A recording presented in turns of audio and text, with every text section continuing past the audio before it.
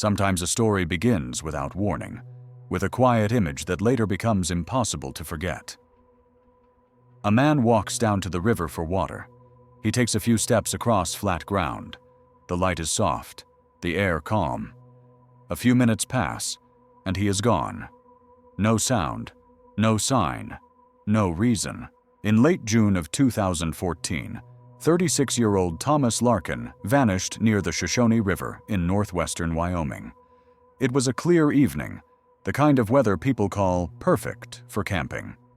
The temperature hovered around 22 degrees Celsius, the air dry, filled with the smell of sage and pine. The place was called Little Basin, a wide, open patch of land about 40 miles east of Yellowstone. Local hikers knew it well. A simple spot to pitch tents, cast lines, and watch the slow current turn gold in the sunset. Thomas came from Denver with 3 colleagues from work. They had decided to spend the weekend fishing and sleeping under the stars, away from the office noise. They arrived on Friday afternoon, unpacked, set up camp, and built a small fire ring close to the river.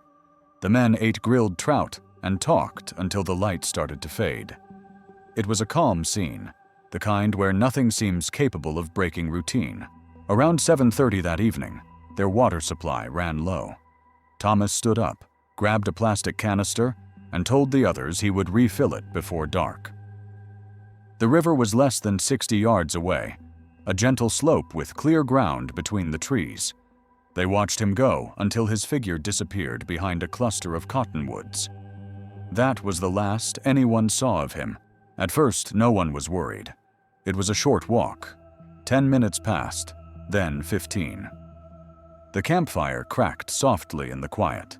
When he still hadn't returned after 20 minutes, one of the men joked that Thomas had probably found a better fishing spot. Another called his name, but there was no answer. The sound carried well across the plain. Even a low reply would have echoed. They grabbed flashlights and followed the path toward the water. They found the canister lying on a smooth patch of gravel near the bank. It was empty and dry. No footprints, no drag marks, no sign of a fall.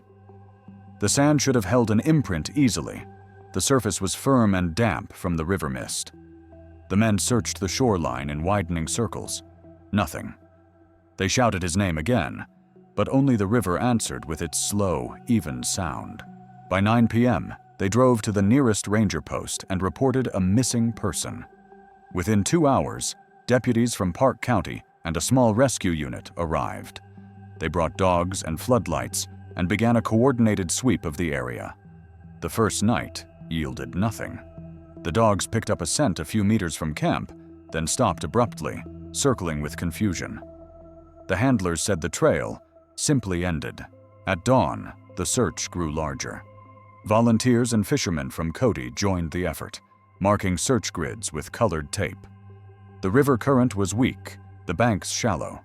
Divers checked undercuts and submerged brush, dragging hooks along the bottom. There was no sign of a struggle or drowning. The weather was clear, visibility excellent.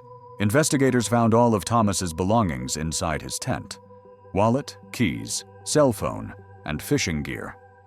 His car stood locked at the small gravel parking area. Friends described him as practical, calm, with no health issues, and no reason to vanish. He had a stable job, family nearby, and no known debts or mental strain. To everyone who knew him, it was unthinkable. Over the next week, the search area widened to nearly 5 kilometers. Helicopters scanned the valley with infrared cameras. Drones flew low over the bends of the river.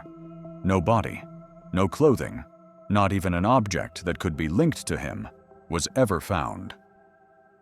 Local newspapers reported the case briefly, then moved on to other stories. Only the rescue teams remembered how strange the conditions had been, how perfect the weather was for tracking, how impossible it seemed that a man could disappear in open ground within sight of others. Years later, the spot remains quiet. Campers still come to Little Basin, though most choose sites farther from the river now. Sometimes people mention that the fog there seems to hold longer than elsewhere, that the air feels heavy near the bend where Thomas vanished. It may mean nothing, Yet his name remains on the missing persons registry, his case unsolved, with the last note in the sheriff's log reading simply, "Subject last seen at 1930. Distance from witnesses 50 to 60 yards. No evidence of departure beyond this point." No one has ever explained how a person can vanish between one breath and the next, in clear weather, with nothing to hide behind. If you think you know what could cause such disappearances, natural, human, or something else entirely, share your version below. Sometimes what seems impossible only lacks the right observer to name it. The second morning after the disappearance began with the low hum of helicopter blades over the valley. Mist clung to the slopes like thin smoke, softening the outline of the hills and hiding the river bend where Thomas had last been seen. The first teams were already on foot by 6 a.m. and could get lost easily. A trained rescuer could see for 100 meters in most directions. By noon, they had already covered 2 kilometers of riverbank. Nothing. Deputy Scott Hansen, one of the coordinators, later told local news that he had never seen such a clean sight. No torn fabric, no shoe prints, no broken branches, nothing that could even suggest a wrong step. It looked, he said, as if he'd stepped off a road that didn't exist. Dogs were brought in again that afternoon. They sniffed Thomas's clothes from the tent and moved toward the same direction as before, following the faint scent for several meters before freezing. The handlers looked puzzled. The animals whined, paced, then sat down. "Trail lost," the note in the report reads. "Possible wind interference." Yet there was no wind that day. The air was still, heavy with the smell of wet soil.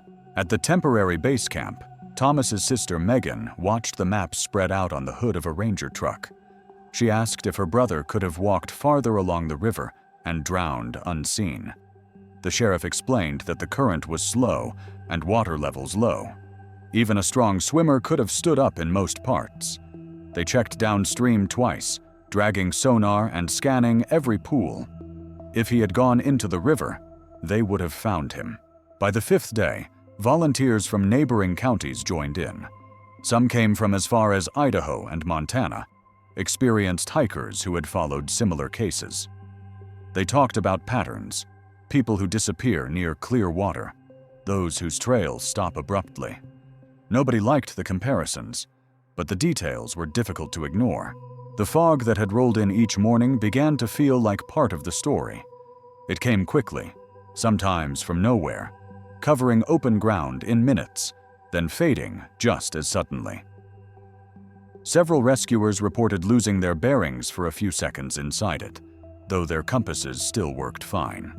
One volunteer later wrote in a blog that the silence under that fog felt strange, like sound had been absorbed into the air. Late in the search, a piece of green nylon webbing was found tangled in dry grass about a mile from camp. It looked like a strap from a folding chair or backpack. Megan thought it resembled something Thomas owned, but the others couldn't confirm it. The material was clean, with no weathering. Forensics sent it to the lab, but the report came back neutral. Object not linked to missing subject. By the end of the first week, official operations began to scale down. The sheriff met with the family at the command post and spoke plainly. "We've done everything possible with the resources we have. There's no indication he left this area, and no sign of him within it." The words sounded final, even though no one wanted them to be. After the main teams left, a few locals kept searching on their own. Among them was a retired park ranger, Dale Forster, who had worked in the region for 20 years. He returned several times that summer, walking the valley alone. One afternoon, he reported a strong odor of decay near a set of rocks north of Little Basin. Deputies checked the site, but found only the carcass of a deer.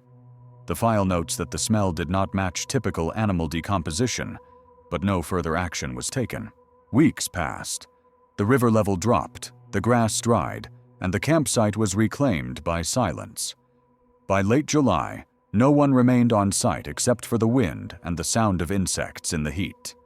Thomas's family returned home, leaving flowers near the riverbank. The sheriff's office closed the active file, classifying the disappearance as unresolved. Years later, some fishermen still speak of the bend as a place that feels unusually still, where fog gathers longer and thicker than anywhere else along the Shoshone. It might just be the landscape. It might be coincidence. But in every retelling, the question remains the same. How does a man vanish within a few dozen steps of his friends, in flat terrain, under clear skies? If you've ever witnessed a disappearance that made no sense, or heard of a similar case near open water, share your thoughts below. Sometimes the smallest shared detail can connect the unknowns between stories. By the start of August, the official search for Thomas Larkin had ended. The equipment was packed away, the temporary tents folded, the vehicles gone. What remained was an empty clearing near the river and a handful of people who couldn't let go. Among them was Deputy Hansen, who kept visiting the site on his days off, and Megan Larkin, who refused to accept that her brother had simply vanished into open air. She returned several times that autumn, walking the same path from the camp to the river, trying to see what he might have seen. Each visit followed the same pattern. She would stop where the gravel met the water and look at the current, tracing it with her eyes, as if the river might offer some explanation it had kept hidden. Locals said she often stayed there for hours, unmoving, before leaving without a word. In September, the sheriff's office received an anonymous letter. It was postmarked from Casper, about 200 miles away. The note was short, written in block letters. Check the second bend west of the ridge. Night of June 21st. Light in the water. There was no signature, no return address. Deputies followed up. The location described was about a mile beyond the known search area. They found no light source, no objects, nothing disturbed. The letter was filed and never mentioned publicly. Winter came early that year. By November, the Shoshone was partly frozen, and the site lay under a thin layer of snow. The cold seemed to erase whatever memory the land still held. When spring thawed the river again, a small team returned for one last check. They scanned the same coordinates, hoping the freeze had exposed something new. All they found was the handle of a plastic canister, cracked, faded by sun. It was impossible to tell whether it had belonged to Thomas. The case file remained open, but inactive. The report concluded with a single line typed by the county coroner. Subject presumed deceased, remains not recovered. No evidence of violence, no sign of accident. Just absence. 5 years later, a journalist from Bozeman revisited the story for a regional series on unsolved wilderness disappearances. She interviewed survivors, rescuers, and geologists. One expert suggested the area contained underground fissures formed by old water channels, narrow crevices capable of collapsing under weight. He said that in theory, a person could fall through, become trapped, and be covered by soil within hours. But such features were rare and unstable. Ground surveys found none within a mile of the site. Another explanation came from a hydrologist who had studied rapid fog formation along the Shoshone. He noted that sudden humidity shifts could create dense, opaque fog banks that distort perception, even sound. Under those conditions, a person could lose orientation in seconds. Still, he admitted, fog cannot erase footprints or physical evidence. Megan later told the same reporter that she didn't believe in anything extraordinary. She believed her brother made a wrong step, maybe slipped on wet gravel, maybe hit his head, and the river carried him away unseen. But she also said she never understood why his body never surfaced. Water gives back, she said. It always does. Every few years, the case resurfaces online. Amateur investigators post maps, speculate about hidden currents, caves, or even strange magnetic activity.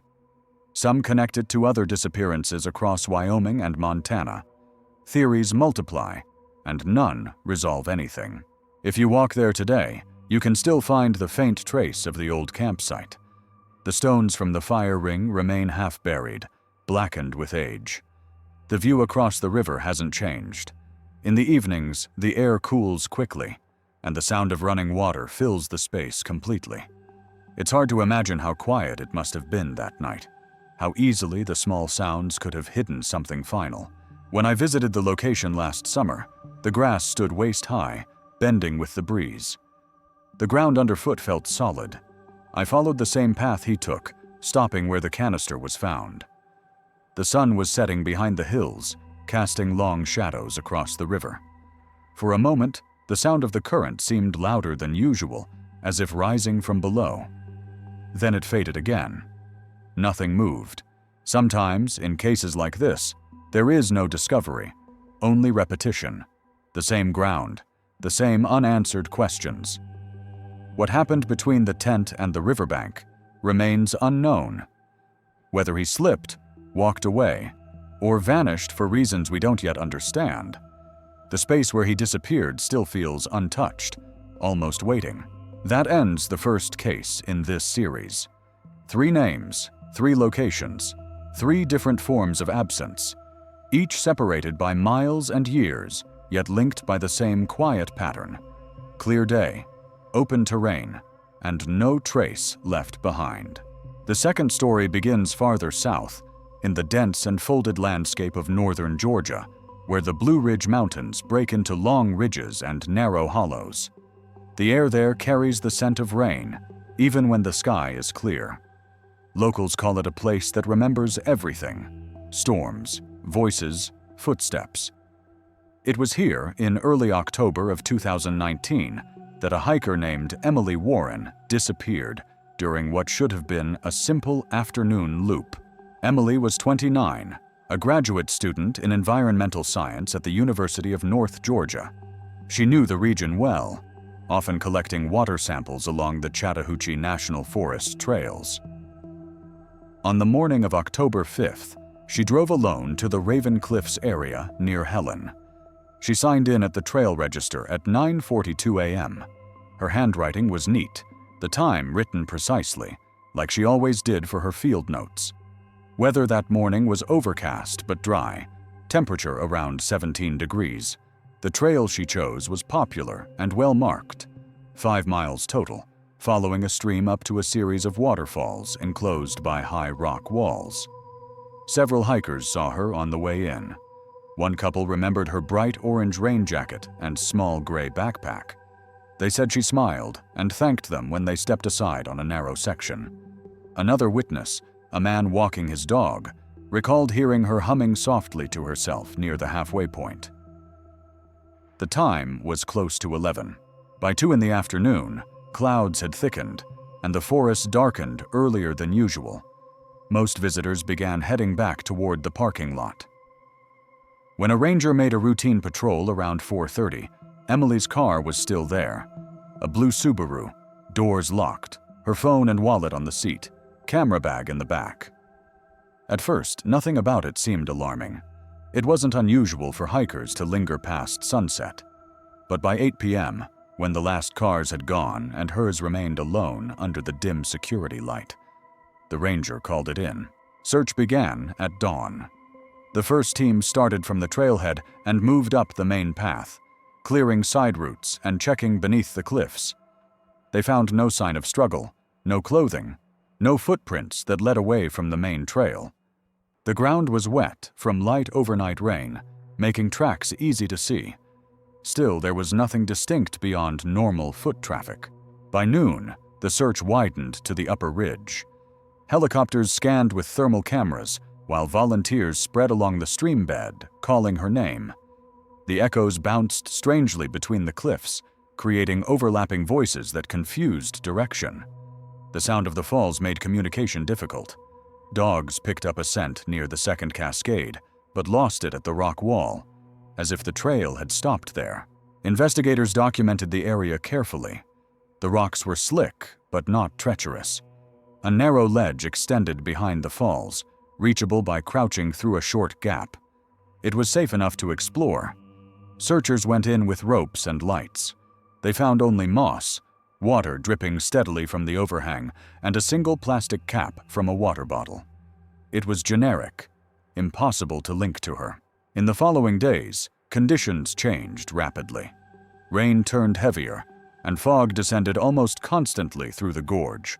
Visibility dropped to less than 20 meters. Still, dozens of rescuers worked in grids, following the stream and combing every side trail. On the fourth day, one team located a footprint in soft clay near a drainage gully, the same shoe brand Emily wore. Yet the impression was facing downhill, toward the return path, not away from it. The next print should have been a few feet beyond, but there was nothing. The mud was undisturbed. That finding confused even experienced trackers. "She was heading back," one of them told a reporter. "Then the ground goes blank. By the end of the first week, over 100 volunteers had joined. They searched from dawn until nightfall, using line sweeps and infrared from drones. The temperature dropped to 10 degrees, and rain continued off and on. The forest floor turned slick with leaves, every step making the same soft, uncertain sound. At base camp, rangers pinned new maps each morning, marking off sectors with thin red lines. After 7 days, nearly the entire area within a 5-kilometer radius had been cleared. The only items collected were unrelated debris, wrappers, an old glove, fragments of tarp. Not a single trace confirmed to belong to Emily. Her parents arrived from Alabama and stayed near the park headquarters. They gave interviews, distributed flyers, spoke with hikers. "She loved this place," her mother said quietly. "She always felt safe here." The words lingered in every report that followed. Sometimes, disappearances leave behind not mystery, but absence so clean, it becomes its own kind of mark. Emily's file would become one of those. No witnesses beyond the morning, no event, no conclusion. What do you think could cause a person to vanish on a trail busy with hikers, in daylight, between one footprint and the next? If you've walked the Raven Cliffs path or know these woods, share your sense of that place. Does it feel like the kind of forest that hides things, or simply one that forgets too quickly? By the second week, the search for Emily Warren had become one of the most extensive operations ever conducted in that part of Georgia. The local sheriff's office coordinated with the Georgia Department of Natural Resources, volunteer mountain rescue units, and cadaver dog teams brought in from Tennessee. Each day began before dawn with a short briefing at the ranger station near Helen. The mood was quiet, efficient, like people doing a job they already knew would not give them what they were looking for. Weather remained unstable. Mornings began with low fog that clung to the ridges, fading around midday before returning by sunset. The rain came in short bursts, soft but constant enough to keep the soil wet and the air heavy. Many rescuers later said they had never experienced silence like that in the forest. No birds, no insects, just the muffled sound of water dripping from the canopy. On the 8th day, one of the tracking teams reported a faint chemical odor in a hollow north of the main trail, near a cluster of downed trees. The scent dog showed interest, but could not hold a trail. A ground check revealed small puddles of stagnant water and scattered trash from old campers. Nothing connected to Emily. The report was filed as unverified possible trace, negative result. That same day, searchers interviewed a pair of hikers who claimed to have seen an orange jacket near the ridge trail the afternoon she vanished. The sighting was vague, a flash of color through the trees, possibly a rain shell caught on a branch. Crews spent 6 hours combing the area, eventually locating a torn piece of orange fabric stuck in bramble. It turned out to be nylon from an old hunting blind, weathered and brittle. The find was logged, then dismissed. Investigators reconstructed her route based on witness statements and timestamps. She entered the trail at 9:42 a.m., was seen twice along the main path between 10:30 and 11, and then no more. The distance between her last confirmed position and the point where the scent stopped was less than half a mile. Searchers walked that segment hundreds of times, side by side, scanning for anything new. Nothing ever appeared. Rangers began to check drainage channels and vertical crevices in the limestone. The area was known for small sinkholes formed by groundwater erosion. A team lowered cameras into several narrow shafts, finding only roots, rocks, and water trickling below. Some holes were deep enough to conceal a person, but there were no signs of disturbance, no clothing fibers, no trace of recent collapse. On the 10th day, officials held a short press conference at the trailhead. The sheriff spoke briefly, reading from notes. As of today, we have covered every accessible area within a 5-mile radius. We have no confirmed evidence of foul play. The investigation will remain active, and we will continue to follow any leads provided by the public. Behind him, the forest seemed motionless, almost listening. The following week, fewer volunteers returned. The long days of walking through wet terrain had worn everyone down. Rangers continued smaller targeted searches based on terrain modeling, drainages, animal paths, overhangs. At one point, a cadaver dog indicated interest near a section of trail close to the third waterfall. Soil samples were collected and sent to the lab in Atlanta. Results came back negative. By late October, the forest had begun to turn. The leaves changed color, hiding fresh layers of ground beneath. A decision was made to suspend field operations until spring. The Warren family stayed in contact with the investigators, calling weekly for updates. There were none. In December, hikers reported hearing a phone ringing faintly somewhere near the gorge during a warm afternoon. Several people described it separately, a repeating tone echoing from below the cliffs. Rangers hiked in and listened. They heard nothing. Cell tower data later showed no signal activity from Emily's phone since the morning she vanished. Still, the incident was logged in the file, with a note that the echo of running water can distort sounds easily in the gorge. After winter storms, the trail closed for several weeks. When it reopened, the sign-in box at the trailhead included a small laminated notice. If you have any information regarding the disappearance of Emily Warren, please contact the White County Sheriff's Office. The paper has faded now, edges curled, but it still hangs there. Some hikers say they feel uneasy near the second waterfall where the scent ended. Others say, that's just what happens when a place becomes a story. Silence turns heavier. Every shadow feels significant. Whatever the reason, most people keep their voices low there. It's difficult to know what truth remains after time, and weather strip away every trace. A missing person case becomes geography after a while.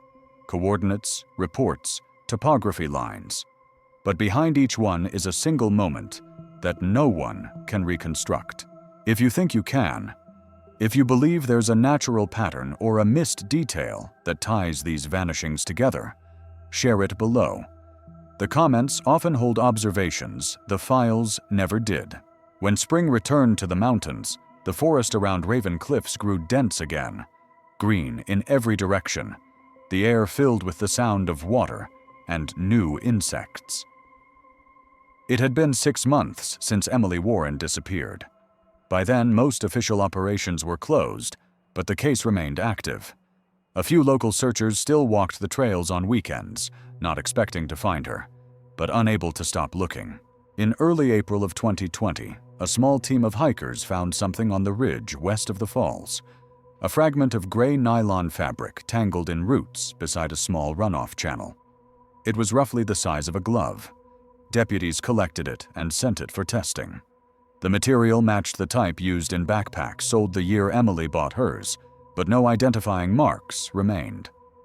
The report stated, possible personal item, inconclusive.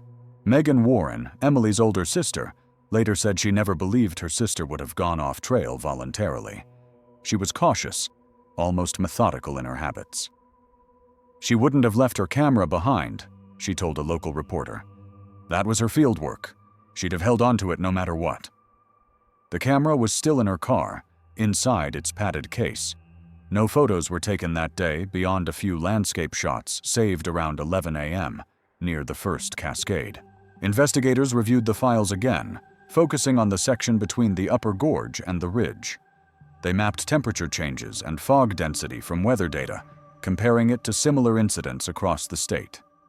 In 2 earlier cases, hikers had gone missing under comparable conditions, both in dense humidity, both with no trace recovered. Those files were from 1998 and 2006. Neither had been solved. One ranger, who had been on several of those searches, said something that stuck with me later. "It's not the terrain that's strange. It's the timing. You can stand in a place 100 times, and one afternoon it's just gone from you." He couldn't explain what he meant. He just looked down at his boots and said, "It happens fast." During the following summer, a private search group used advanced sonar and drones to scan the gorge again. They mapped cavities in the cliff wall, identifying possible hollows that could have been missed earlier. A few small voids appeared on the scan, but none large enough to conceal a person. The data went to the sheriff's office, but no new search was authorized. Funding had already moved to other cases. For the Warren family, the lack of answers became its own kind of pattern. Phone calls that ended the same way, officials repeating the same sentences. "No developments. We'll notify you if anything surfaces." The phrase, "if anything surfaces," began to haunt them. By the end of that year, the trail had returned to normal. Hikers passed through daily, unaware of what had happened there months before. Only the laminated notice near the register remained as a quiet reminder. When I visited the area 2 years later, a park employee told me people still asked about the case. "Some think she got lost and fell," he said. "Some think she walked out on purpose. Some think the woods took her." He shrugged. "I just think we don't know how to look in the right direction yet." That phrase stayed with me. The idea that maybe it isn't about what's missing, but where we expect to find it. Cases like Emily's remind investigators how thin the boundary can be between presence and absence. The maps, the logs, the coordinates all describe space, not disappearance. Something else happens in that gap. To this day, no further evidence has surfaced. Her file remains open, listed as missing person, active unresolved. The last note added in the database is dated August 2nd, 2020. Family contacted. No new information. The mountains hold that silence easily. Water keeps moving, trails grow over, and the memory of a person becomes part of the landscape. When you walk those woods, it's hard not to feel it. A faint tension in the air, as if something once alive there hasn't quite left. Before we move to the next case, think about this one. 2 disappearances now, both in open air, both without a trace. If there's a connection between them, what do you think it is? Accidents, terrain, or something we still don't understand? Leave your thoughts below. The discussion helps keep these names from fading. The third case takes us west, into the dry plateaus of eastern Utah, a place where the air itself feels hollow, and sound travels farther than it should. The land there is open, broken by canyons and low sandstone ridges that seem to repeat forever. It was in that expanse, near the San Rafael Swell, that 42-year-old geologist Mark Danner disappeared during a field survey in May of 2021. Mark had worked for the Bureau of Land Management for almost 15 years. Colleagues described him as practical, calm, precise, the kind of man who checked his instruments twice before taking a single reading. His assignment that week was routine, a 3-day survey of erosion points along Muddy Creek, roughly 40 miles south of Green River. He was traveling with 2 co-workers, staying at a temporary field camp set up near an old Jeep trail. The group had worked together many times before. According to logs, they began early on May 15th. Weather was typical for spring in that part of Utah. Hot afternoons, cool nights, clear sky. Mark was responsible for photographing soil layers and collecting GPS data along the creek bed. The others split off toward the ridge to measure wind exposure. They agreed to meet back at camp by 4 p.m. At 3:47, one of them radioed to check in. No response. The call repeated several times, still nothing. At first, they assumed he was out of range. The canyon walls often blocked signal. By 5, when he hadn't returned, they started searching along the route he had mapped that morning. They found his pack, propped neatly against a boulder near the creek. Inside were notebooks, water bottles, and a small camera. His GPS unit was still on, battery at 40%. The last coordinates recorded were less than 600 meters from camp. The sun was dropping low by then, lighting the rock faces in deep red. The two co-workers followed the creek downstream, calling his name. The terrain was open, with visibility stretching hundreds of yards in each direction. No footprints led away from the site. The sand was fine and dry. It should have shown every step. They saw none. When darkness came, they called County Dispatch. Search and rescue arrived from Emery County around 10 p.m., setting up lights and a command tent. Helicopters were requested, but could not fly until morning. Ground teams walked through the night, guided by headlamps, sweeping both sides of the canyon. They found nothing more than the pack and a small sample hammer lying nearby. The next morning, helicopters circled the area for hours, tracing the narrow valley and adjacent plateaus. No body, no clothing, no sign of movement. From above, the terrain looked simple: low brush, sand, and bare rock. No cliffs, no deep holes, no trees to hide under. The idea that someone could vanish there felt impossible. Mark's wife arrived 2 days later. She stood quietly at the site where the pack had been found. One of the rescuers said she kept looking at the ground as if it might speak. She told them her husband was experienced in backcountry work, never reckless, never careless with directions. He'd have known if something was wrong, she said. He'd have said something. Over the following week, more than 70 people joined the search. Planes with heat sensors scanned the plateau. Drones mapped every depression, every drainage cut. They found only rocks, empty of meaning. The official logs for May 22nd read, "No new indicators, terrain stable, search grid complete." Late that afternoon, a volunteer reported finding a set of partial impressions in the sand about half a mile east of the creek. Faint, irregular, possibly human. The wind erased them before they could be photographed clearly. That night, gusts reached 30 miles per hour, covering tracks faster than the teams could mark them. By morning, the surface looked untouched. Investigators reviewed his GPS data again. The last entry showed his final reading at 15:08:14. Then the device stopped recording, as if turned off manually.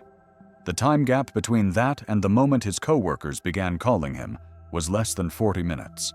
No sign of distress, no emergency beacon triggered.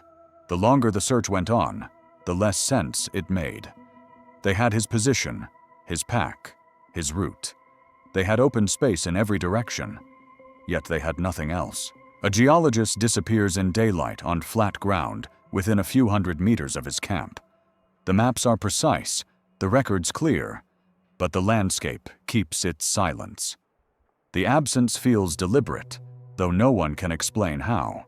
When cases happen like this, no slope, no forest, no fog, the mind runs out of natural explanations quickly. So I'll ask again, as we follow this one, what do you think happens in that kind of space, where every direction is visible, and still a person can simply cease to be? Leave your theories below. The morning after the second week began, the search crews were thinner.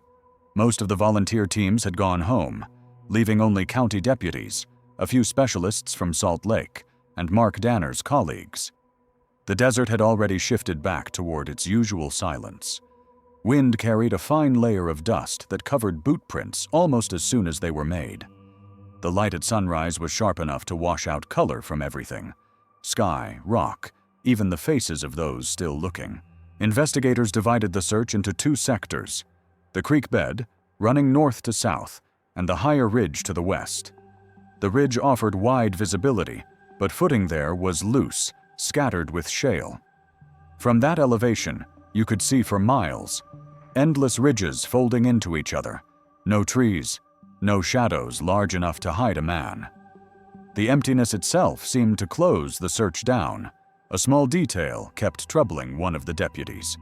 The pack Mark had left behind had been set upright, leaning carefully against stone.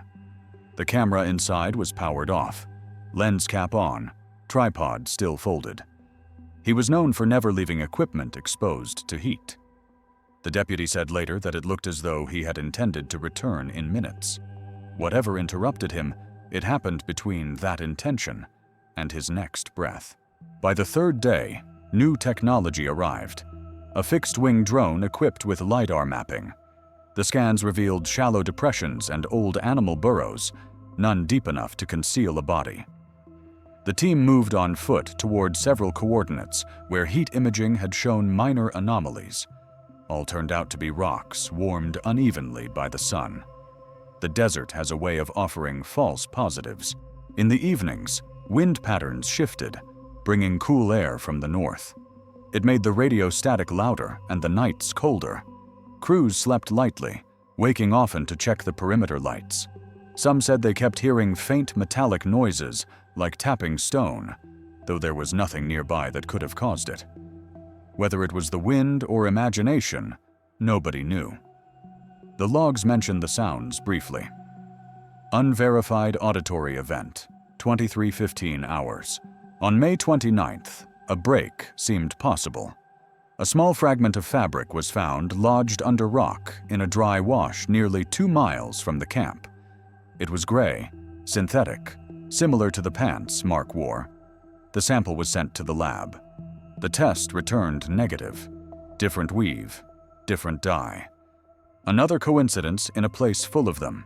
The county coroner's office joined the review meetings by video, mostly to prepare statements for media.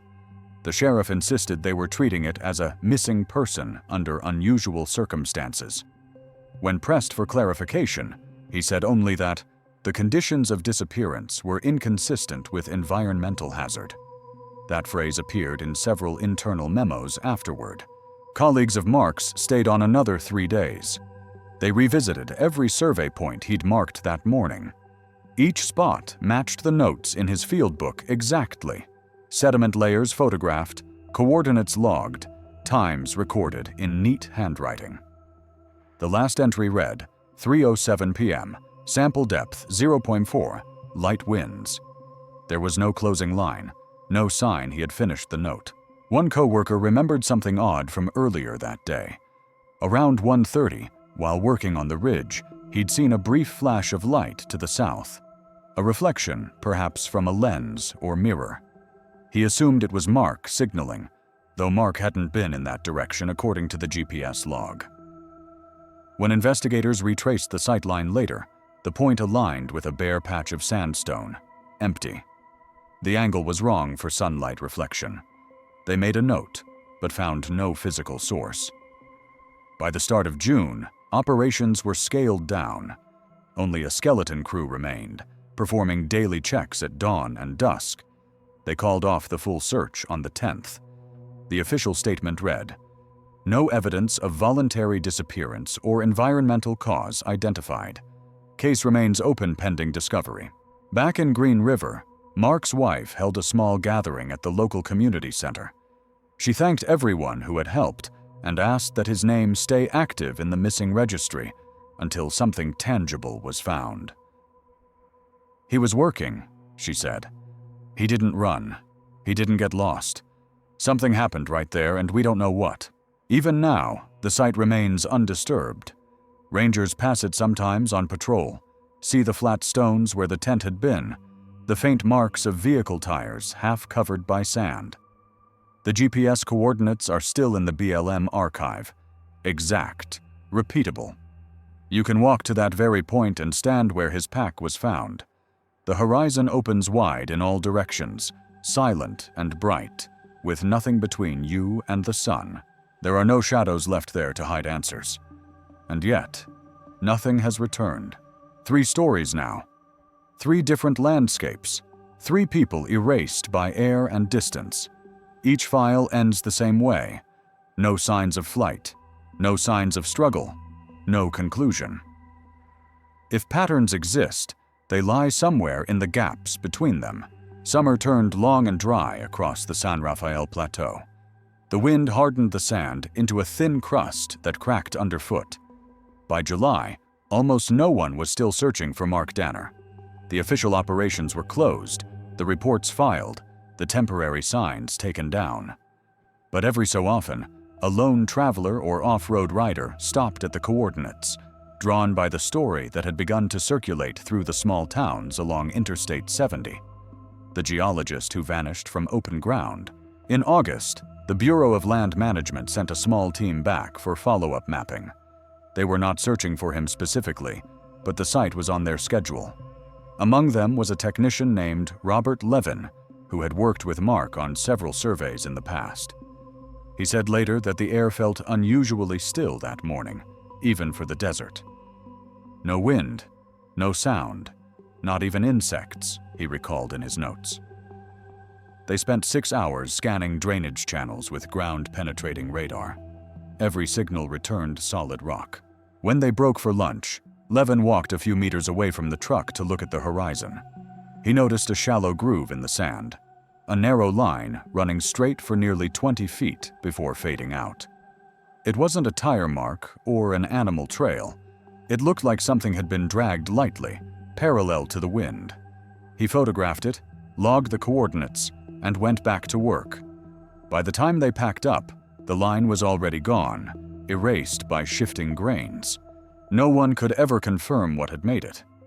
That detail stayed buried in a supplementary report that never reached the main file. Only later, when the journalist who covered the story reviewed the internal memos, did it surface again. She asked Levin about it. He said, "It was probably nothing, but it looked too straight to be wind." In late September, another development drew brief attention. A hiker passing through the lower canyon found a metal object half buried in gravel. It was a field compass, scratched but functional.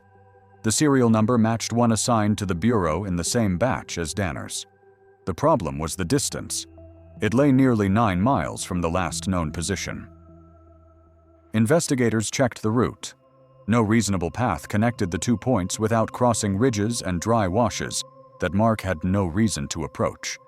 They logged the find, but couldn't prove it was his. After that, the case fell silent. Only his wife kept sending letters to the sheriff's office every year on the anniversary. The replies never changed. No new information. The desert kept its shape. The creek still cut through the rock as it always had, a thin thread of water under the vast blue sky. Nothing about the land looked disturbed. When I visited in 2023, the heat was staggering, the horizon wavering like glass. Standing where his pack was found, it was hard to imagine anything happening here at all. Too open, too exposed, too simple. Yet that is often how these places are described. Ordinary, visible, and then suddenly empty. Some locals have their own theories. One suggests he fell into an old mine shaft hidden by sand, though none exist nearby. Another claims wind vortices can form sudden pits along the creek during pressure changes, swallowing loose material before closing again. Geologists dismiss that as myth. The truth is less dramatic but harder to accept.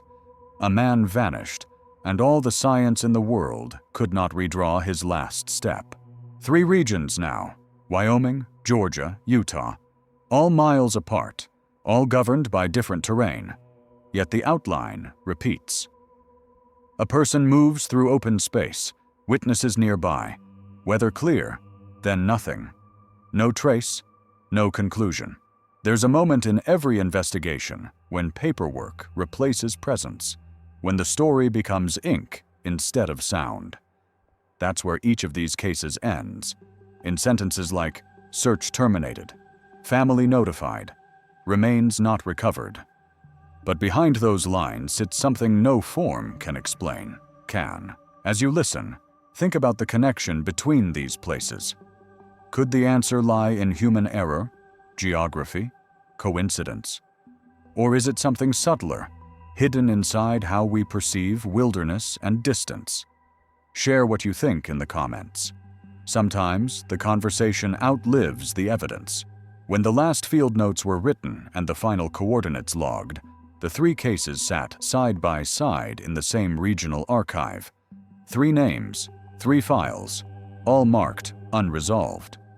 No connection existed on paper, yet something in their timing and detail kept drawing attention. Each occurred in fair weather. Each involved experienced, healthy individuals in familiar environments. Each vanished within sight of safety. In the months that followed the disappearance of Mark Danner, small groups of investigators, journalists, and amateur researchers began to compare the records. They traced similar conditions: steady atmospheric pressure, no storms, moderate temperature, and a distinct absence of environmental triggers. None of the cases involved criminal evidence, and in all three, communication devices had failed within minutes of the final sighting. I started reviewing the reports myself in early 2024. The documents came from county offices, weather services, and search logs. They were factual, unembellished, written by people who did their jobs carefully. Yet the tone of uncertainty ran through every line. The deeper I read, the more consistent the pattern became: short distances, brief windows of time, clean absences. It felt less like chaos and more like repetition. What links places so far apart, the cold river valley in Wyoming, the shaded cliffs of Georgia, and the open desert of Utah, might not be what is present, but what is missing. In each case, environmental noise was low. The surroundings were unusually still. That quiet, described in all three reports, had the same texture: air heavy, sound absorbed, movement slowed. Searchers mentioned it without realizing they were repeating each other. Meteorologists I spoke to called it coincidence. Certain terrains, they said, can create microclimates of calm air. But coincidence becomes less convincing when the same phenomenon appears across such different landscapes. Each area lies on an invisible line between elevation shifts, where thermal currents flatten and static electricity spikes slightly above normal. It's measurable, though usually harmless.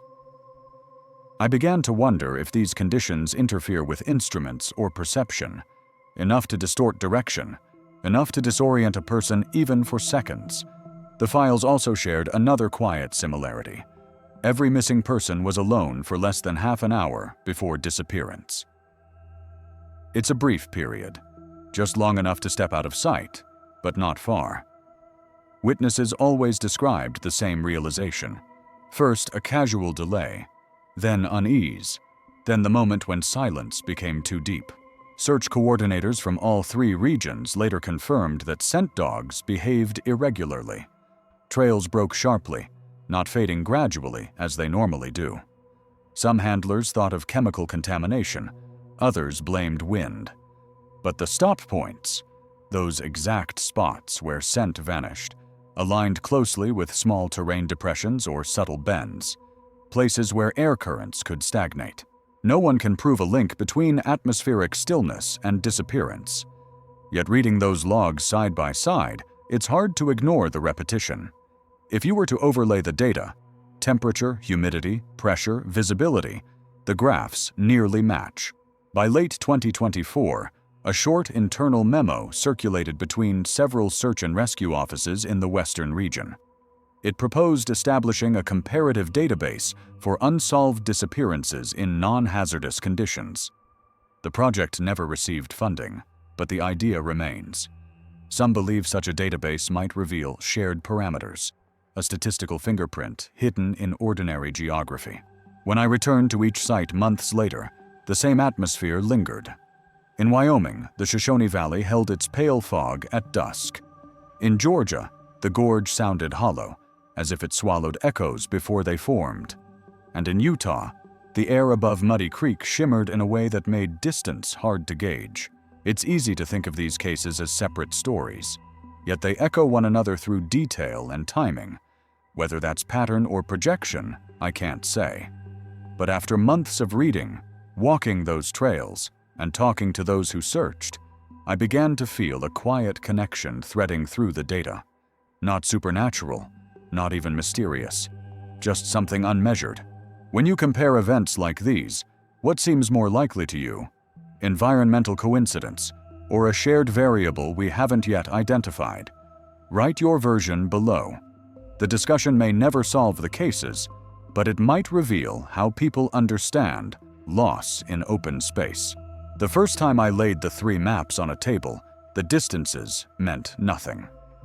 Wyoming, Georgia, Utah, 3 scattered points across a continent. But once you remove scale and look only at circumstance, the gaps between them begin to close. The same kinds of places appear again and again, transitional landscapes, neither fully forest nor desert, where air and ground seem in balance, where sound does not carry far. I spent the winter tracing their topography line by line.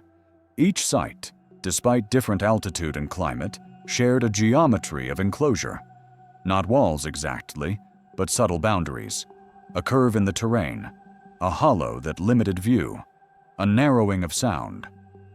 When you stand in those places, you feel contained without realizing it. Searchers mentioned this sensation often.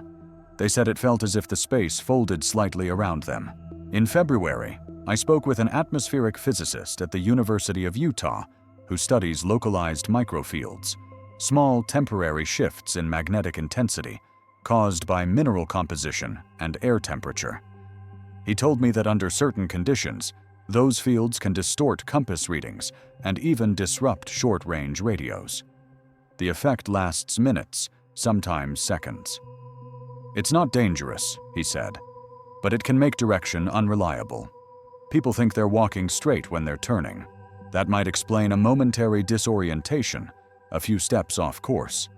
But it doesn't explain how every trace ends so abruptly. In each file, the final evidence, a scent, a footprint, a visual sighting, stops within a defined perimeter. Not beyond, not diffused, but stopped. One handler described it as walking into clean air. Patterns also appear in time of day. All 3 incidents occurred between 2 and 4 in the afternoon, when light begins to shift and surface heat starts to rise. That's when mirages form, when the brain interprets distance differently.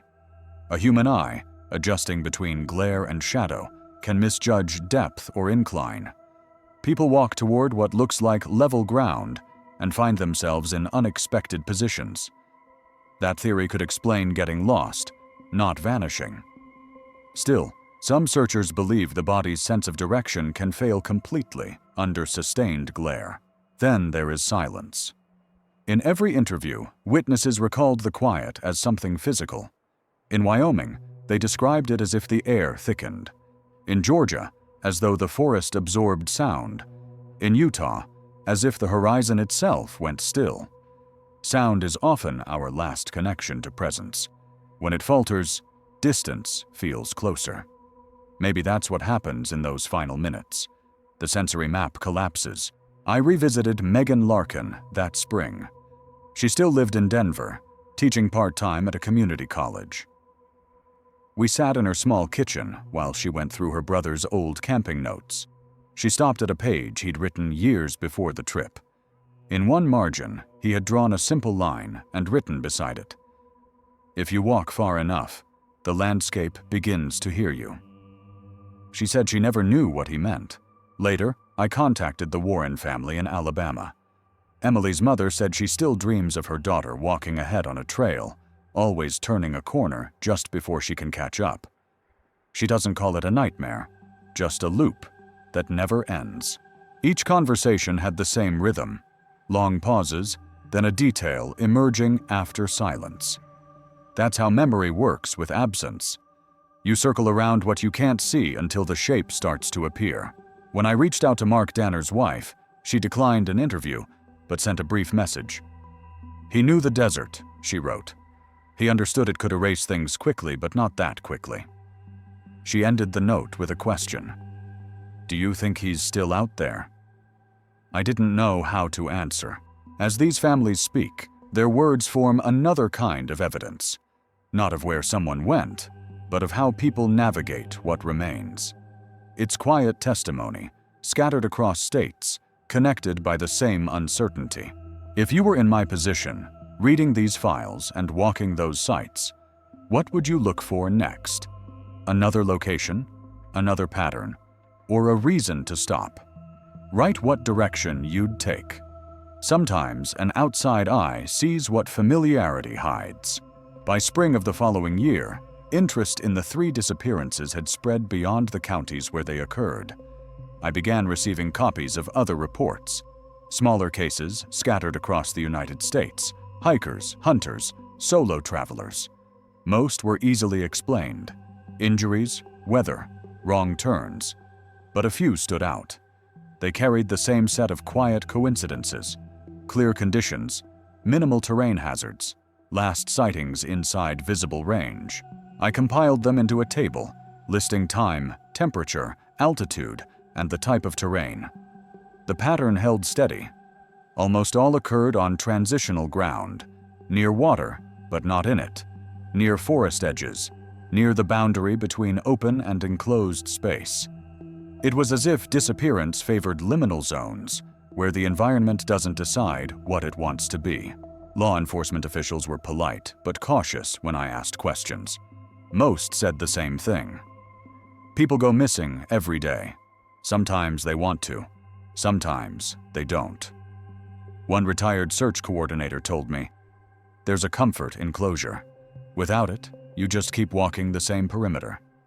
He paused for a long time before adding, "And sometimes the perimeter walks you." At the National Interagency Fire Center in Boise, I met a data analyst who had studied movement patterns during large-scale evacuations.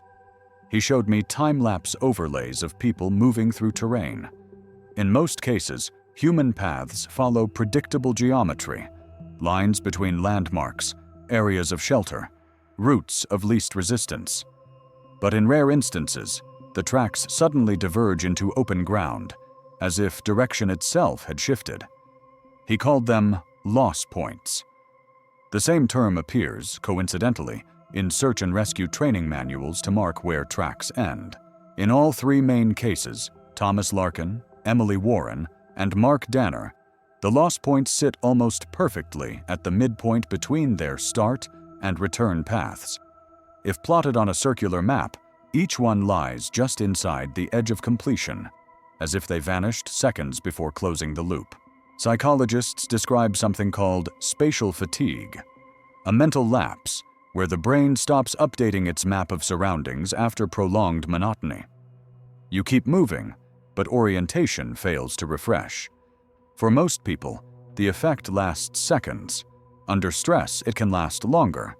Combined with fatigue, glare, or dehydration, it can produce what's known as an illusion of continuity, the sense that you're retracing familiar ground while drifting somewhere new. That theory might explain the physical side of these disappearances, but not the absence of trace. People leave signs even when lost. These didn't. When I contacted a search dog handler from the Georgia case, he said something similar. "You can always tell when a person's gone off trail. You smell them in the soil. You find something, even a thread. Here it's like the air wiped clean." He said he'd worked 87 searches in his career, and only 3 had that same quality. One was Raven Cliffs. The other 2 were in Oregon and northern Arizona. He still keeps their coordinates in his notebook. By midsummer, I started noticing that the people involved in these cases, rescuers, witnesses, family members, all described an emotional fatigue that went beyond grief. They used phrases like, "the quiet stays in your ears," or "the air felt wrong." Some reported dizziness that lingered for days after leaving the sites. The medical term is disorientation vertigo, often caused by sensory imbalance. Yet it's striking that it appeared in so many unrelated accounts. The more I learned, the more the line between investigation and atmosphere blurred.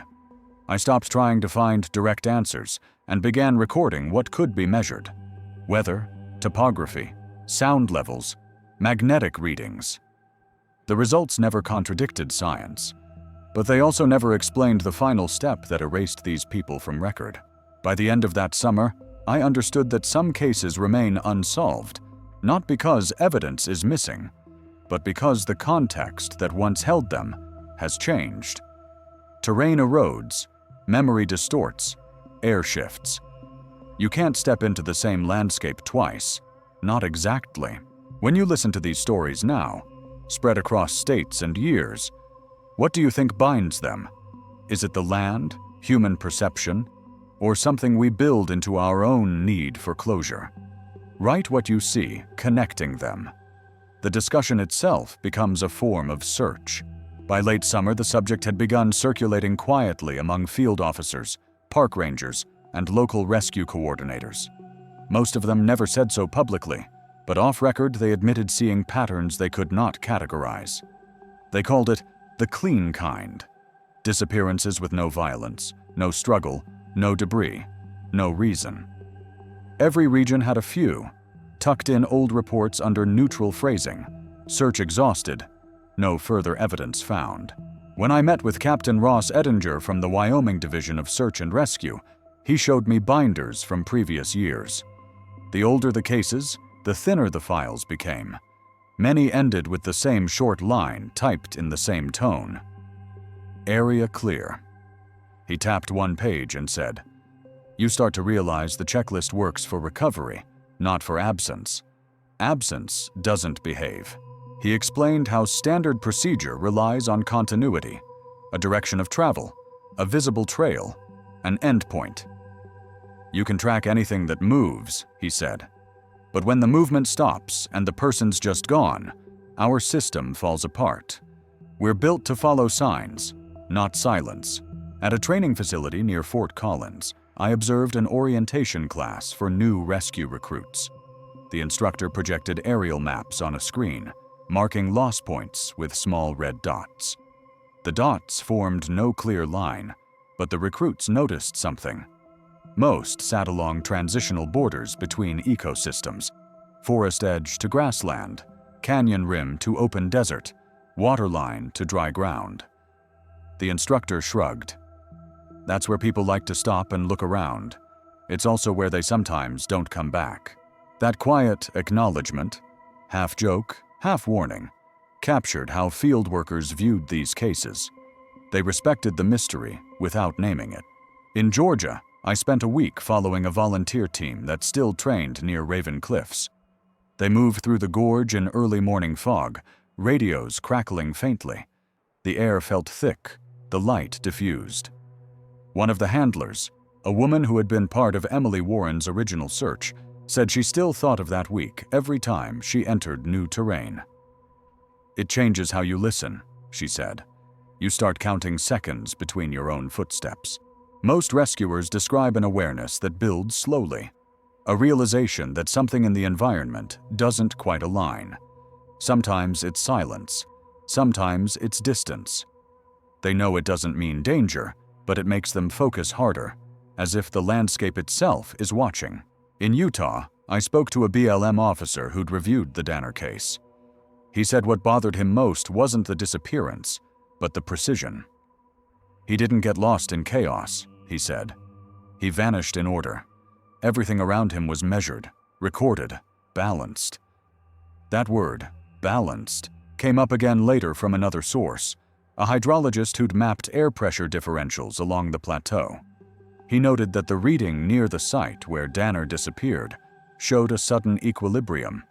Pressure equalized perfectly between ground and atmosphere, a rare event that lasts seconds.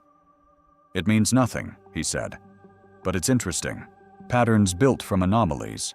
Enough of them, and people start to wonder if the anomaly is the pattern itself." I attended a small conference of emergency coordinators in Albuquerque that autumn. During a private discussion session, someone asked whether these cases might share a psychological component, the human impulse to step slightly beyond the known, to test isolation.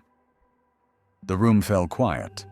Then a ranger from Oregon said softly, "Maybe we just underestimate stillness." That sentence stayed with me for months.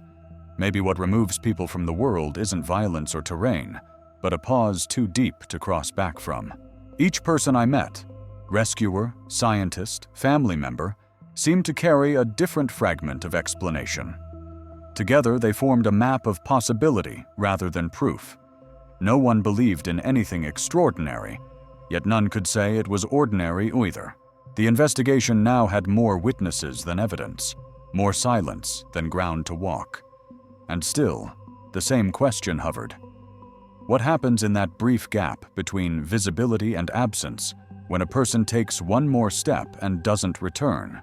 If you've worked in search and rescue or spent time in remote places where silence feels heavier than usual, share what that moment feels like to you. Your account might add to what official records leave out, the atmosphere before something changes. By the beginning of the next year, I had walked every location connected to the 3 core disappearances and several others that shared their profile. Each site had a particular kind of stillness. It wasn't supernatural, and yet it carried weight. In those places, the world felt slightly quieter, the air slower, the distance flatter than it should be. Even the sound of my own footsteps seemed absorbed before it reached my ears. I began to take measurements, barometric readings, humidity, static charge, magnetic deviation, everything I could capture with portable instruments. Nothing ever exceeded normal variance, but there was one recurring detail. At every site, the instruments showed a brief dip in magnetic consistency near dusk, just before temperature inversion. The change was minor, almost meaningless scientifically, yet it always appeared in the same pattern. When I shared the data with a retired meteorologist from Montana, he said the effect likely came from ground composition, iron in sediment, mica in rock. The land breathes, he said. It exhales heat, it shifts charge, and once in a while it confuses our tools. Doesn't mean anything more than that. He smiled, but he didn't look convinced. I returned to Wyoming first. The Shoshone River still carried its pale green current under long ribbons of fog. The campsite where Thomas Larkin vanished had grown over with grass. I stood by the water, holding a small audio recorder, capturing ambient sound. The playback later revealed a faint, irregular hum just above the river's natural tone, a low oscillation around 80 hertz, rising and falling like breath. It was probably mechanical resonance from a distant generator, but the same frequency appeared again months later, recorded at Raven Cliffs in Georgia and near Muddy Creek in Utah. The exact same pulse. Patterns like that can mean coincidence or error, but they can also mean something systemic, not a cause, just a trace of the same background condition. I began to wonder whether these absences might follow a kind of environmental rhythm, an intersection between still air, certain frequencies, and human presence at the wrong moment. In Georgia, I met a sound engineer who had worked with search teams to analyze acoustic reflections in canyons. He told me the terrain can create standing waves that cancel frequencies temporarily, silencing certain ranges of sound. If you stand where 2 waves meet, he said, you hear nothing, not even your own voice clearly. It's unsettling. You feel alone even with people nearby. That description matched what several witnesses had said in both Wyoming and Utah, that instant of disconnection before realization. The more I listened, the more the data felt less technical and more human. Sound, air, perception. None of these erase a person, but they can change how space behaves around them. If someone panics, if they move unpredictably for even 30 seconds, every search plan built on logic begins to collapse. The disappearance then isn't sudden. It's layered, misunderstood as immediate because we reconstruct it backward. Still, something in these cases resisted that simple narrative. The time gaps were too small, the terrain too clear, the witnesses too close. When I walked those paths myself, I tried to imagine how it would happen. A slip, a turn, a single moment when noise drops out and direction shifts. Nothing more than human physics and chance. But the clean silence afterward, that's what I couldn't recreate. Back in Denver, I spoke again with Captain Edinger. He had read my interim notes and nodded slowly as I explained the recurring frequency and magnetic dips. I don't know about science, he said, but maybe it's just that we're not built for how quiet the world gets in certain places. We think quiet means safe. Maybe sometimes it means gone. He leaned back, folding his hands.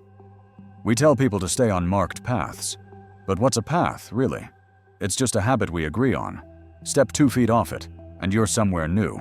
That thought lingered long after the conversation ended. In every case, A small deviation began the chain. A walk to the river, a photo stop on the trail, a short detour for a soil sample. None of them planned to go far. Yet each crossed an invisible threshold, something ordinary, but final. I don't think these disappearances share one explanation. They share a kind of circumstance. Still air, clear light, quiet terrain, human presence intersecting at the wrong instant. The rest might just be noise we haven't learned how to hear yet.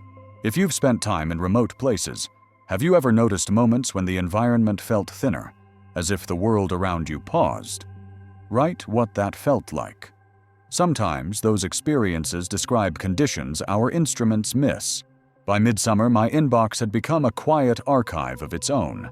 Readers and listeners from across the country began sending their accounts. Brief notes, field memories, old photographs. Some described missing persons in their families, others simply moments that had stayed with them for years. A hunter from Oregon wrote that he once stepped into a clearing where sound vanished completely, as if someone had turned down the world. A woman from New Mexico said she saw dust swirling in still air for half a minute, without wind. Most of the messages were short, hesitant, written in the same tone. This probably means nothing, but it felt strange. I read each one carefully. None were evidence, yet together they formed a map of human perception, how people remember silence, how they describe stillness. The language they used echoed the search logs almost perfectly. Words like heavy, hollow, flat, paused. It was as if everyone was describing the same kind of atmosphere, no matter where they were. A few messages came from rescuers who had worked cases years apart in different states. One wrote, "You learn to feel when a place is about to take something." Another said, "We call it the hold. The air stops moving, and you know the window has closed." They didn't mean it literally, but the phrasing stayed with me. A window closing, a span of time when conditions align, then seal. I kept traveling, returning to each location one last time before summer ended. At the Shoshone Bend in Wyoming, the grass had turned gold. The river moved slow, shallow enough to walk across. Nothing about it looked dangerous. I camped near where Thomas Larkin's group had pitched their tent. In the dark, the sound of water blended with wind until they were indistinguishable. Around midnight, there was a brief lull, the same pause described in witness statements. Then the current resumed, steady as before. In Georgia, the forest had grown back thick over the Raven Cliffs Trail.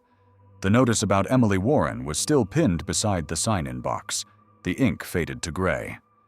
I followed the path to the second waterfall. It was quieter than I remembered, the air cool, the ground slick with moss. Standing there, I understood why people hesitate to leave. It's a beautiful place, but its beauty has weight. It pulls at attention. I stayed until the light began to fade, then walked back without looking behind me. Utah was different. The desert gave nothing. The plateau stretched empty under white sky. No shade, no shelter. At dusk, heat radiated from the rock like stored breath. When night came, the temperature dropped 20 degrees in minutes. I stood where Mark Danner's pack had been found and watched the stars rise, sharp and cold. There was no mystery in sight, just distance so absolute that human scale dissolved against it. Those visits changed how I thought about these stories. They were no longer about vanishing. They were about perception. Every case began with a moment of ordinary isolation.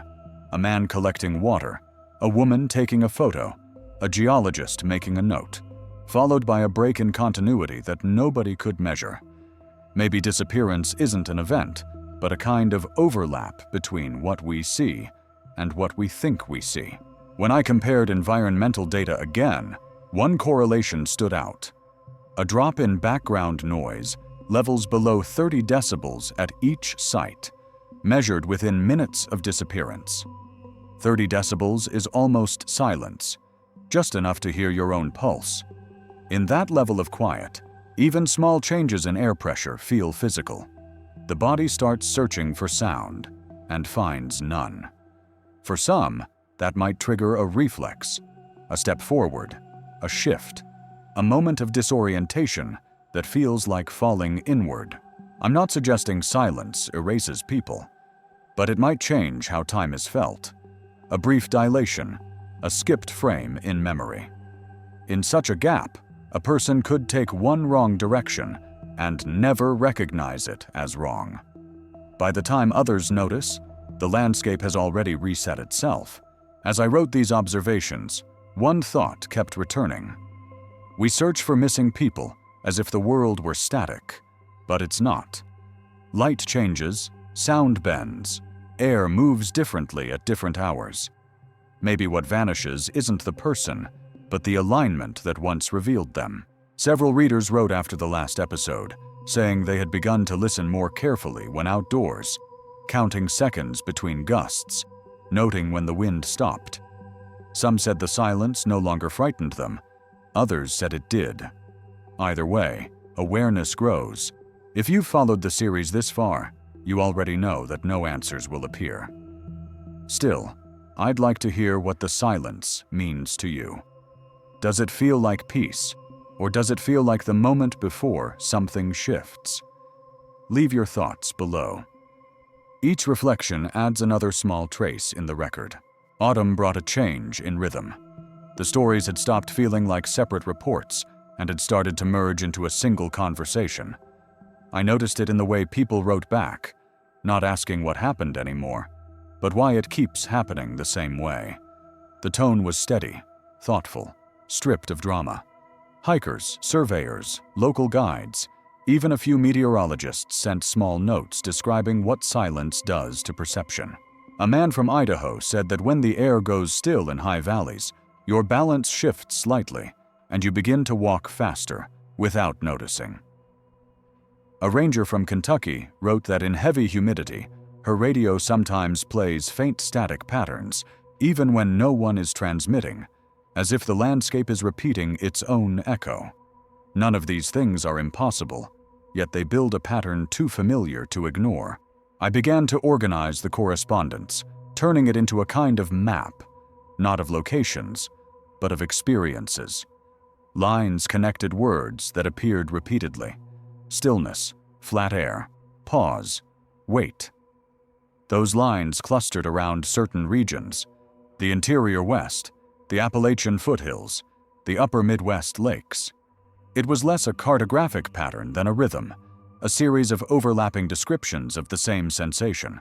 By then, I had stopped calling it an investigation. It was more a listening project. Each message arrived with its own pace, its own small silence between sentences. You could feel the thought pause before the next word began, as if people were careful not to disturb what they were describing. One letter came from a retired search and rescue medic who had served for 30 years in Montana. He wrote, "Every disappearance I worked started with something ordinary. A photo, a short walk, a step downhill. No one expects the world to lose them. The moment you realize it's happened, the ground feels wrong. Too even, too calm." I read that sentence several times. Too calm. It said more than any measurement I had taken. That winter, I spoke again with Captain Edinger in Wyoming. He had been following the stories online and kept a small folder of reader comments. "People are looking for patterns because patterns are hope," he said. "If we can name what repeats, we can prevent it. But sometimes the repetition is only in us." He paused, looking at the map pinned on the wall. "You know," he said quietly, "I used to think wilderness was empty space. Now I think it's just unmeasured. Maybe we've been walking through gaps we don't know how to see. It's a strange idea that something as vast as land could hold moments that slip out of our perception. Not hidden, just unregistered." The more I compared the records, the more plausible it seemed that human senses simply miss transitions. Tiny environmental changes that last seconds. We notice them only when they've already passed. At night, reviewing audio from all 3 main sites, I began to hear the same intervals. Stretches of almost perfect quiet interrupted by sudden resonance. The hum I had recorded months before repeated again, faint, but consistent. The pattern matched wind shear at low altitude, though the frequencies were too precise to be random. It sounded like the earth breathing through stone. Maybe that's what these absences are. Intersections of natural elements too brief to record, too ordinary to fear. A man steps forward as sound shifts. A woman turns as pressure drops. A heartbeat aligns with the stillness of the air. And in that fraction of alignment, everything we use to locate one another slips for an instant. The rest is search and memory. I started to accept that the explanation might never fit inside evidence. Some events only exist as atmosphere, described differently by every witness but anchored in the same feeling. Silence, after all, is not nothing. It's what remains when distance becomes complete. Readers continued to write. Some said they had started hiking again, carrying small recorders, noting sound levels, temperature, wind. Others said they couldn't go back yet. One wrote simply, "The quiet is still too loud." If these stories have changed how you listen, then the work has meaning. If they've made you reconsider how thin the line is between presence and loss, that's part of the record too. Write how these cases sound to you now. Not what they mean, but what tone they leave behind. Sometimes, tone is all that survives. By early winter, I had stopped thinking of these cases as unsolved mysteries and started seeing them as part of a larger pattern in how we remember isolation. Every account, every log entry seemed to circle the same center, the moment before recognition. What happens just before someone disappears is always described in the same understated way. He went to get water. She stepped off the trail. He walked a little farther to take a reading. Simple actions surrounded by ordinary conditions. I kept returning to those words, the simplicity of them. It reminded me how most of what we call investigation is just an attempt to stretch that moment backward, to find a cause big enough to fill the silence that follows. But in every story, the silence wins. At a symposium in Denver that January, I presented a short paper on spatial loss patterns. The audience was small: geographers, emergency coordinators, a few behavioral scientists. The discussion stayed calm, procedural. One researcher from Oregon said, "We treat disappearance as event data, but maybe it's a perception threshold. We assume continuity, but continuity is the illusion." Nobody argued. They just nodded, as if recognizing something they'd already felt. Afterward, a park ranger approached me in the hallway. He'd worked searches in Idaho, mostly for lost climbers. He said the hardest part isn't distance or terrain, it's the waiting at dusk. Every night around the same time, he said, the sound drops and the light flattens. That's when you start to understand how easily a person can fall out of range, not by moving, just by existing in a place that stops reflecting them. That image stayed with me, a place that stops reflecting. It sounded like physics but felt like grief. Later, when I drove north toward Wyoming again, I stopped along empty stretches of road and listened. The cold had set in. Snow covered the low hills where the Shoshone curved east. Everything was white and silent except for the wind through dry reeds. It was the same landscape, unchanged, yet every part of it felt heavier. Places that hold unanswered stories seemed to absorb their own weight. At Raven Cliffs, the winter light filtered through bare trees, turning the gorge silver. A ranger told me they still get occasional hikers asking about Emily Warren. Most just want to know where it happened, he said. They stand by the second fall, look around, and realize it could have been anywhere. Then they stop talking. Utah was the same. The desert looked wider in cold weather, the air clearer. From the ridge above Muddy Creek, the view stretched endlessly, so open it almost erased depth. I thought of Mark Danner's careful notes, his measured handwriting. Each line had recorded the texture of soil and wind direction, as if those details could hold meaning. Maybe they did. Maybe data is just another way of saying I was here. In all three places, I noticed one constant. The world continued without correction. Time didn't fold. Nature didn't echo back their names. No evidence surfaced. Only people kept returning. Relatives, strangers, the curious. They came to look, to imagine, to leave small tokens by stones or water. The act itself seemed less about finding and more about maintaining presence against the pull of forgetting. I realized that disappearance doesn't end with absence. It spreads. It enters those who search, those who retell, those who try to understand. It becomes part of the living. That's why these cases remain active long after the files close. They exist in memory as unfinished sentences. What fascinates me most now isn't the mechanics of how people vanish, but how others carry the silence that follows.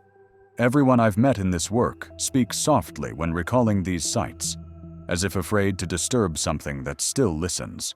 If you've ever returned to a place marked by loss, a riverbank, a trail, a stretch of desert, what did it sound like to you? Did it feel like the past remained there, or did it move on completely? Write your sense of it.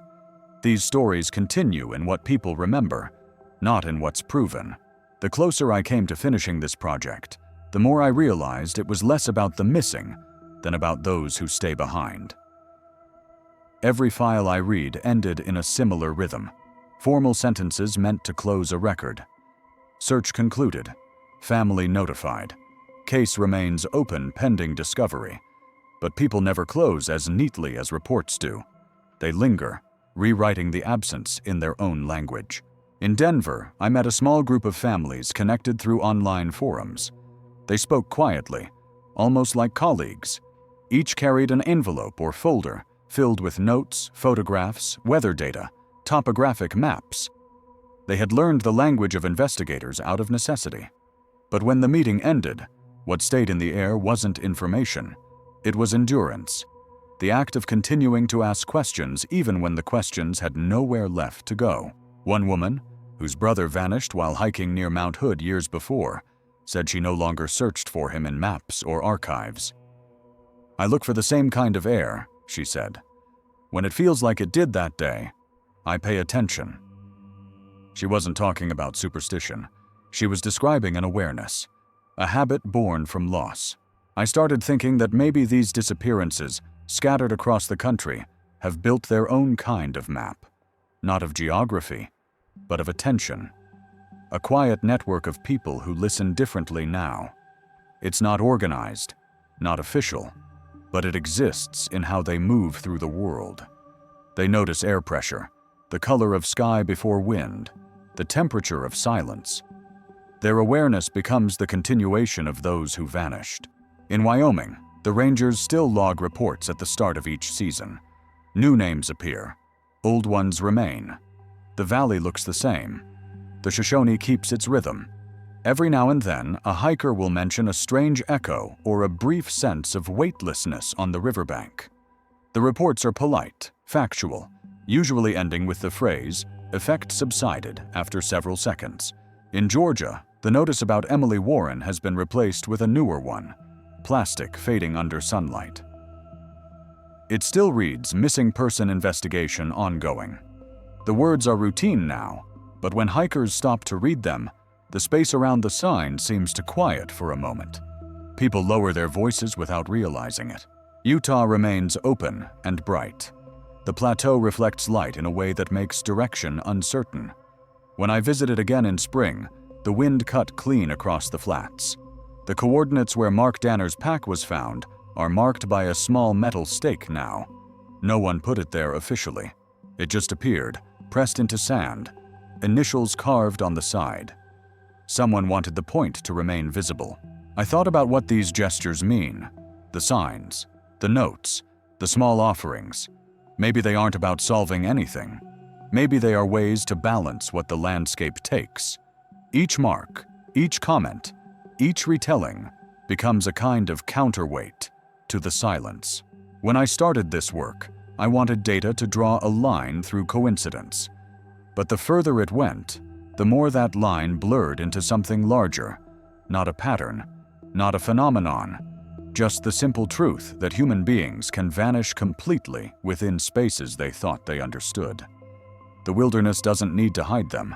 It only needs to pause for a moment longer than we expect. Sometimes I replay the recordings from those sites. The low hum of wind through rock, the faint pulse near the water, the spaces between. They're ordinary sounds, yet together they form the closest thing to evidence that remains. Evidence not of what happened, but of where the world became briefly still. Before closing the project, I went back once more to the first site, the bend in the Shoshone. Snow had started melting. The river moved fast, the air sharp with cold. I stood where the tents had been and waited. Minutes passed without anything unusual, no sound change, no shift in pressure, just the quiet rhythm of moving water. Then I realized that might be the answer after all. Nothing dramatic, only the persistence of the ordinary after a loss too large to measure. If you've listened through all three cases, think about what they leave behind. Not fear, not mystery, but a different kind of attention. Has it changed how you look at silence, or what you trust in open space? Write what stays with you. These reflections are what keep the story alive. I began writing this series to document 3 isolated cases. Somewhere along the way, it became something else, a record of how silence behaves. Every person I met, from rescuers to families to strangers who had simply walked those trails, described the same thing in different words. A moment when sound thins and the world feels like it's holding its breath. They didn't call it danger. They called it awareness. That word has stayed with me. Awareness implies attention, but also distance. You notice the pause, but you can't reach across it. Maybe that's why these disappearances unsettle people more than others. They remind us how narrow the gap can be between presence and erasure, between what we can measure and what we can only sense. Over months of travel, I stopped expecting resolution. Instead, I learned to listen differently. You begin to understand that landscapes have their own tempo, not static, but alive in ways that data can't describe. Fog in the valleys, dry heat on the plateau, the weight of humidity before rain. All of it shifts the way perception works. Maybe the missing crossed into that shift, a boundary of perception rather than of land. At the small ranger station outside Cody, Wyoming, an old technician told me something I think about often. "We like to say people disappear," he said, "but sometimes it's the rest of us who stop noticing where they were." That's the quiet fear underneath these stories. That disappearance isn't sudden, it's gradual, happening as memory rearranges itself. When I compiled the last set of recordings, I noticed how the background noise from each region overlapped seamlessly. River, forest, desert. They blended into a single texture of air and distance. It sounded like a long exhale. Listening to it straight through, you couldn't tell where one place ended and the next began. That continuity felt honest. The environment never stops. It only changes tempo. What remains are fragments. A GPS coordinate, a timestamp, a family still waiting for the phone to ring. Evidence becomes archive. Archive becomes story. Story becomes the sound of wind moving through open space. That's the shape of what's left.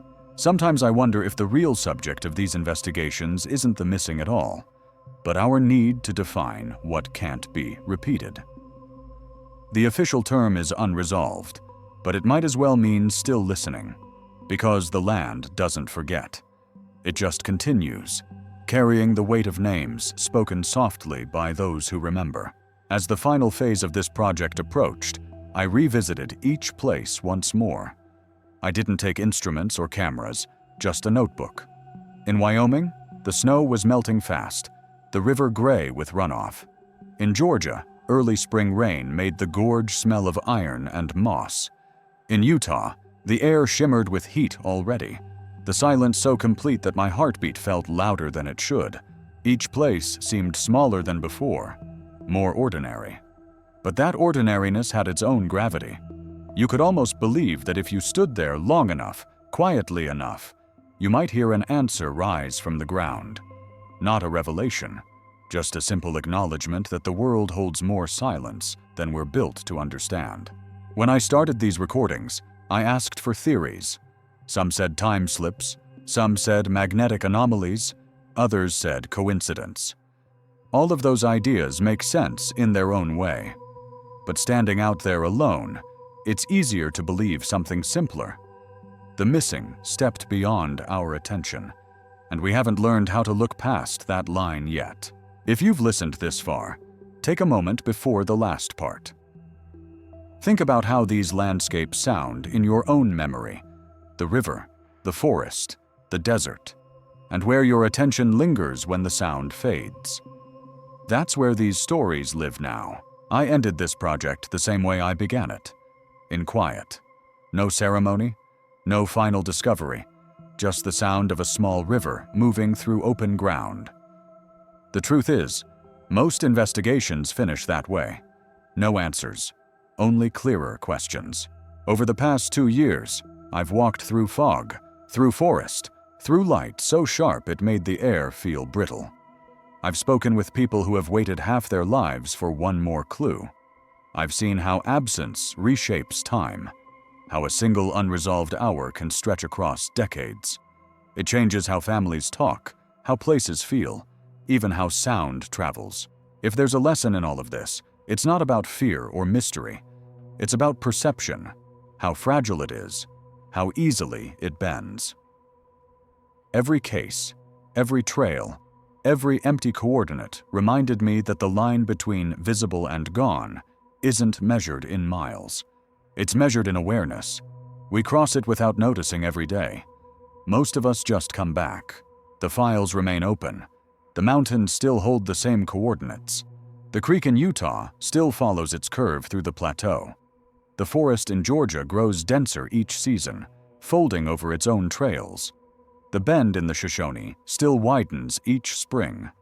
None of these places have changed, and yet each carries a trace of what happened there. A kind of pressure in the air, a silence you feel before you hear it. I've often wondered why stories like these draw people in. Maybe because they remind us that control is smaller than we think, or because they ask a quieter question. How much of what we call reality depends on our ability to perceive it in time? When that perception slips, even for a heartbeat, we find ourselves staring at space that used to hold someone. I don't believe these disappearances are supernatural. They're deeply human. They show how limited our senses are, how much depends on focus, on light, on sound, on the simple act of staying oriented. Somewhere in that narrow window between presence and loss, something falters. We name it mystery, but it might just be the world continuing on without us for a second too long. In the end, all that remains are voices, the ones still calling, the ones who keep recording, the ones who remember. If these stories have done anything, I hope they've reminded you to listen differently, to notice stillness, to take one extra moment before stepping forward. Sometimes awareness itself is the only protection we have. So if you've stayed with this series through every part, thank you. Share what you've taken from it, what you think connects these places, these people, these silences. Your thoughts become part of the record, another layer against forgetting.